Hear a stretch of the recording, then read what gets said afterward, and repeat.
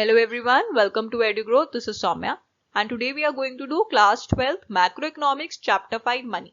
अब होप आपको मेरी वीडियोस पसंद आ रही हूँ. अगर आपको वीडियो पसंद आए प्लीज वीडियो को लाइक कीजिएगा एंड कोई भी डाउट है नीचे कमेंट सेक्शन में टेलीग्राम ग्रुप पे या व्हाट्सएप पे भी टेक्स्ट कर सकते हैं. Now let's start. Now this is something about me. अगर आप कॉन्टैक्ट करना चाहते हैं तो आप इस नंबर पे कॉन्टैक्ट कर सकते हैं. लाइव क्लासेस के लिए भी आप कॉन्टैक्ट कर सकते हैं. This is my email ID.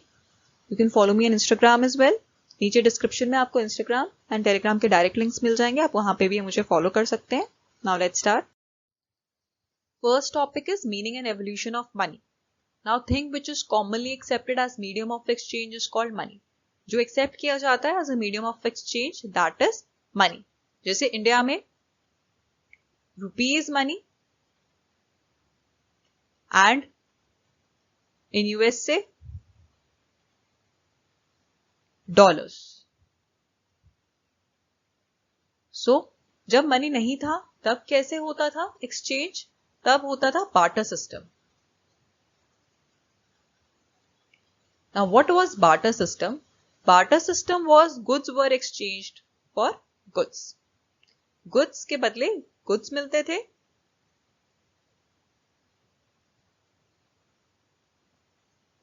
अब ये कैसे होता था? जैसे अगर कॉबलर शूज बना रहा है सो इन रिटर्न उसे क्या मिल जाता था? Wheat from the farmer.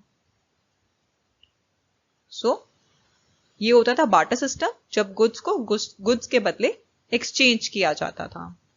So after that money was invented and ये एक कॉमन मीडियम था एक्सचेंज का.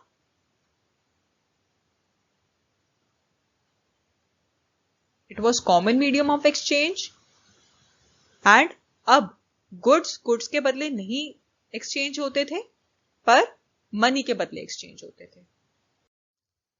अब इनिशियली क्या था? जो गोल्ड के कॉइन्स थे और सिल्वर के कॉइन्स थे उनको एज मनी इंट्रोड्यूस किया गया था.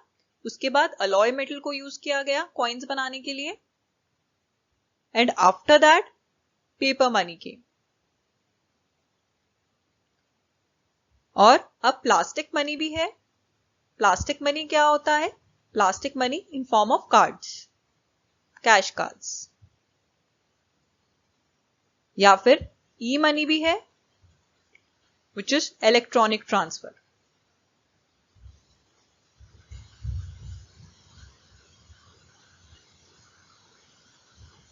Which is by debit card और क्रेडिट कार्ड इन बैंक अकाउंट. सो जो मनी का ओरिजिन था that is basically to facilitate exchange. Now what are the uses of money? पहला यूज है it is used as store of value. अब store करने के लिए आज सेविंग्स हम इसे यूज कर सकते हैं. मनी को इंस्ट्रूमेंट ऑफ सेविंग यूज होता है ये. Second, measure of value. So कोई भी गुड एंड सर्विस की वैल्यू मेजर करने के लिए होता है. It is expressed in terms of money. हम किसी भी गुड या सर्विस की वैल्यू मनी की टर्म्स में एक्सप्रेस कर सकते हैं. तो मेजर कर सकते हैं हम वैल्यू किसी भी गुड्स या सर्विस की. Third, standard for deferred payment. अब डेफर्ड पेमेंट कौन सी होती है? जो फ्यूचर पेमेंट्स की बात कर रहे हैं यहाँ पे. तो कोई भी फ्यूचर पेमेंट करनी हो हम विद मनी कर सकते हैं. Now what was barter system of exchange? In the system, goods are exchanged for goods. जब goods के बदले goods मिलते थे उसको barter system of exchange कहते हैं. अब इसको एग्जाम्पल से समझते हैं. अगर एक फार्मर के पास सरप्लस राइस है, उसके पास राइस है देने के लिए एंड उसे क्लॉथ चाहिए, तो उसको ऐसा पर्सन फाइंड करना पड़ेगा जिसके पास क्लॉथ हो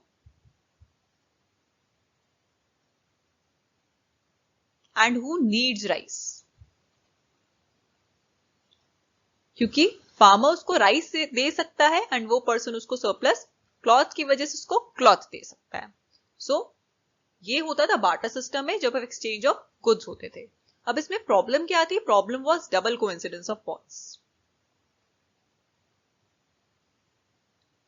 अब इसका क्या मतलब होता है? इसका मतलब होता है कि ऐसा पर्सन फाइंड करना जिसकी सेम डिमांड हो जो तुम दे सकते हो, तो that was difficult. Now the want for cloth must coincide with someone's want for rice. अब ऐसा पर्सन होना भी चाहिए जिसको एक्चुअली क्लॉथ हो जिसके पास और जिसको राइस की जरूरत हो, तभी वो दोनों एक्सचेंज कर सकते हैं गुड्स। तो ये प्रॉब्लम थी कि ऐसा पर्सन फाइंड करना उनके लिए डिफिकल्ट था। पहले गुड्स के बदले गुड्स मिलते थे, नाउ अब हम क्या करते हैं, अब हमें कोई भी चीज चाहिए, money is the common medium of exchange, हम मनी से वो चीजें खरीद सकते हैं। राइस अगर हमें चाहिए हम मनी के बदले ले सकते हैं। सो कोई भी ऐसा कॉमन मीडियम सीसी इकोनॉमी में नहीं था। सीसी इकोनॉमी कौन सी होती है? सीसी इकोनॉमी जिसमें गुड्स के बदले गुड्स मिलते हैं, दैट इज बार्टर सिस्टम, उसको हम सीसी इकोनॉमी कहते हैं। सो ऐसा कोई कॉमन मीडियम सीसी इकोनॉमी में नहीं था, बट अब ये system of common medium of exchange that is money ये है। Now, what are the drawbacks of barter system and their elimination? First point, double coincidence of bonds. अभी हमने पढ़ा था double coincidence of bonds का meaning, two individuals are in possession of such goods which they are willing to exchange. अब दो लोगों के पास, person 1, person 2 के पास जो goods हैं वो एक दूसरे के साथ exchange करना चाहते हैं। So ये बहुत मुश्किल था ऐसा person find करना जो easily तुम्हारे साथ वो goods को exchange कर पाए। So money as a medium, जैसे ही मनी आया तो ये प्रॉब्लम सॉल्व हो गई। अब हम कोई भी good with the help of money exchange कर सकते हैं। Now lack of common unit of value, evolution of money has given a common unit of value. अब मनी के आने से कॉमन यूनिट ऑफ वैल्यू हो गई। अगर हमसे पूछा जाए what is the value of a car, you will say 5 lakhs, 10 lakhs, whatever the value is. But पहले क्या होता था, पहले कोई भी चीज परचेज की जाती थी उसको इन terms of horse's, cows, buffaloes, in terms में उनकी वैल्यू को लगाया जाता था। कोई कॉमन यूनिट नहीं था मनी से पहले। Now the third point is difficulty of future और कॉन्ट्रैक्चुअल पेमेंट्स।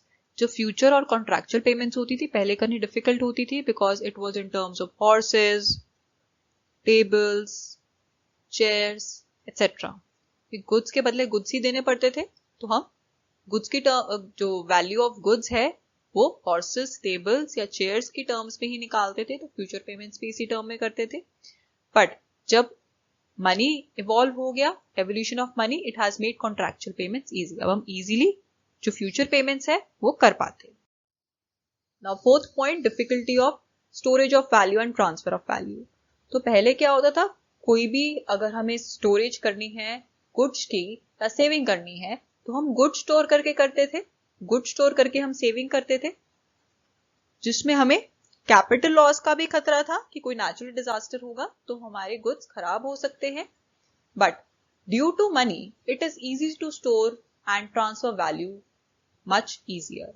तो जब से मनी इवॉल्व हुआ तो तब से बहुत इजी हो गया स्टोर करना उसे एंड किसी को ट्रांसफर करना। Now forms of money, fiat money and fiduciary money, second full bordered money and credit money. Now what is fiat money and fiduciary money? First, fiat money. Fiat money वो money है which is issued by the authority of government, जो government issue करती है। ये सारे notes और coins जो legally bound है to be accepted as medium of exchange, that is fiat money, जितने भी notes और coins है जो government issue करती है। Second is fiduciary money. Of fiduciary money, it is accepted as medium of exchange because of trust between the payer and the pay. जो payer है और pay है उसके बीच में trust होता है, तभी ये medium of exchange इसको कहा जाता है।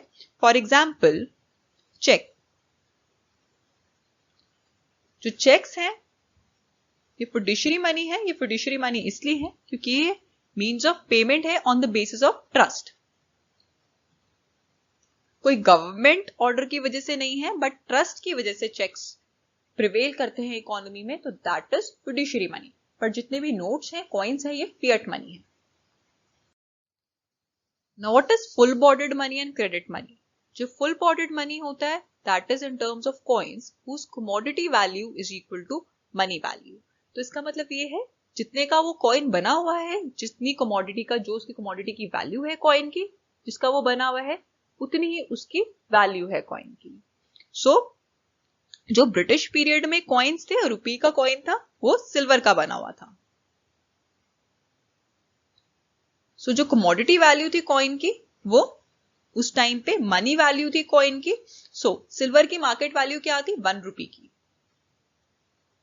क्योंकि जो वो सिल्वर का कॉइन था 1 रुपये का, तो वही उसकी कमोडिटी वैल्यू होती थी और वही उसकी मनी वैल्यू होती थी। Second is credit money. अब credit money is the money of which money value is more than commodity value. तो जिसमें money value is more than commodity value.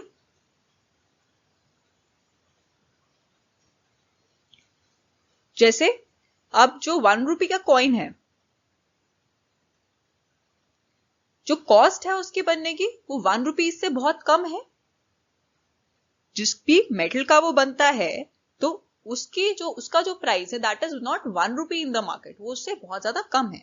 But money value is 1 रुपये। अब जो 10 रुपये का कॉइन है, चाहे उसका एग्जाम्पल लेते हैं 10 रुपये का कॉइन, जितनी उसकी कमोडिटी वैल्यू है उतनी इसकी मनी वैल्यू नहीं है। वो 10 रुपीज की उसके अंदर मेटल नहीं है 10 रुपीज का, वो उससे बहुत ज्यादा कम है। जो कमोडिटी यूज की गई है 10 रुपये के कॉइन के लिए, तो वो उसकी वैल्यू, मनी वैल्यू जो कॉइन की वैल्यू 10 रुपीज है, उससे काफी ज्यादा कम है। तो that is credit money. Now supply of money. Now this is important. जो सप्लाई ऑफ मनी है, ये स्टॉक कॉन्सेप्ट होता है। ये स्टॉक कॉन्सेप्ट क्यों होता है? Because total stock of money held by people of the country at a point of time. क्योंकि एट अ पॉइंट इसे मेजर करते हैं। जितना भी पैसा लोगों के पास है इकोनॉमी में, लोगों के पास है कंट्री में, उसको हम सप्लाई ऑफ मनी कहते हैं। अब सप्लाई ऑफ मनी में क्या क्या इंक्लूड नहीं होता है?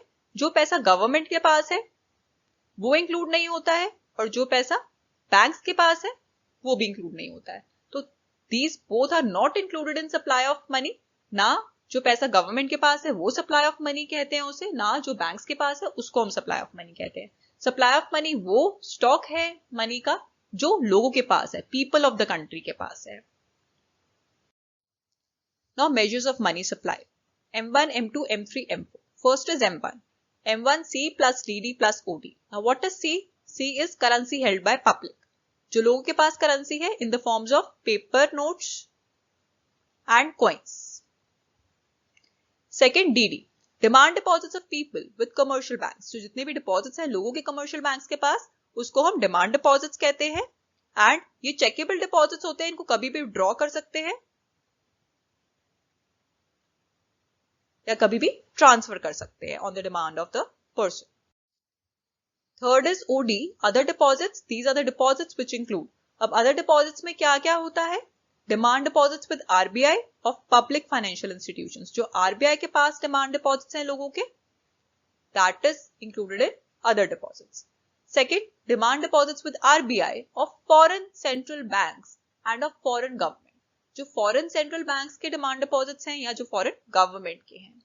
Third, demand deposits of international financial institutions like IMF and world bank.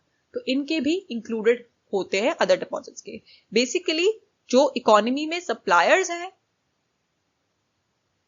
That is government and banks, इनका जो पैसा है ये इंक्लूडेड नहीं होता है।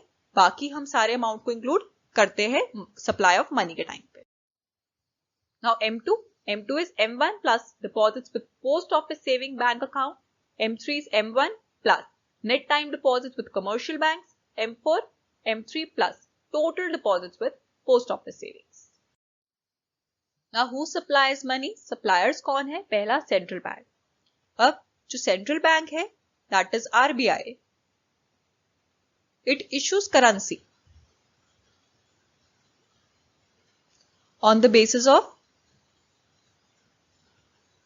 Minimum reserve system. अब एक करेंसी इशू करता है मिनिमम रिजर्व सिस्टम के बेसिस पर। अब ये सिस्टम क्या है? जो RBI है इसको मिनिमम रिजर्व ऑफ 200 करोड़ रखना पड़ता है in form of gold and foreign securities.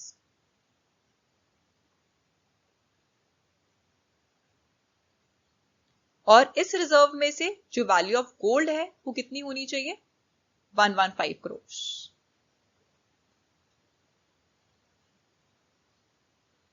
So 200 crore minimum रखने होते हैं, जिसमें गोल्ड और फॉरेन सिक्योरिटीज इंक्लूडेड होनी चाहिए, जिसमें से 115 करोड़ गोल्ड की वैल्यू होनी चाहिए। Now second supplier is commercial banks. जो कमर्शियल बैंक्स है ये भी सोर्स है मनी सप्लाई का, सिग्निफिकेंट सोर्स है।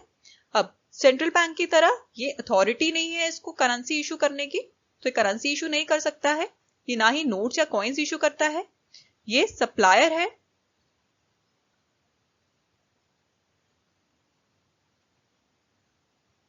मनी कैसे सप्लायर है? एज ये क्रिएट करता है money by the way of demand deposits. Deposits करके, डिमांड डिपॉजिट्स करके ये इकोनॉमी के अंदर पैसे क्रिएट करता है कमर्शियल बैंक्स। और ये जो डिपॉजिट्स हैं ये सप्लाई करते हैं मनी, क्योंकि ये चेकेबल डिपॉजिट्स होते हैं। सो ये इजीली सप्लाई कर सकते हैं मनी, ये विड्रॉ कर सकते हैं हम इस मनी को या ट्रांसफर कर सकते हैं। तो जो मनी कमर्शियल बैंक्स क्रिएट करता है by the way of demand deposits, उसे हम क्या कहते हैं? Bank money. तो उसे हम कहते हैं बैंक मनी, जो कमर्शियल बैंक्स मनी क्रिएट करता है। Third source government. Government third source है मनी सप्लाई का कंट्री में। जो मिनिस्ट्री ऑफ फाइनेंस है, ना दिस इज इंपॉर्टेंट पॉइंट, जो मिनिस्ट्री ऑफ फाइनेंस है ये 1 रुपी notes and coins of all denominations, जितने भी 1 रुपी नोट्स हैं और सारे कॉइन्स हैं वो कौन इशू करता है? Ministry of finance. Now here is the end of this video. अगर आपको ये वीडियो पसंद आई हो प्लीज वीडियो को लाइक कीजिएगा, चैनल को सब्सक्राइब कीजिएगा, एंड कोई भी डाउट है नीचे कमेंट सेक्शन में, टेलीग्राम ग्रुप पे या व्हाट्सएप ग्रुप पे आप पर्सनली टेक्स्ट करके भी आप पूछ सकते हैं। Thanks for watching.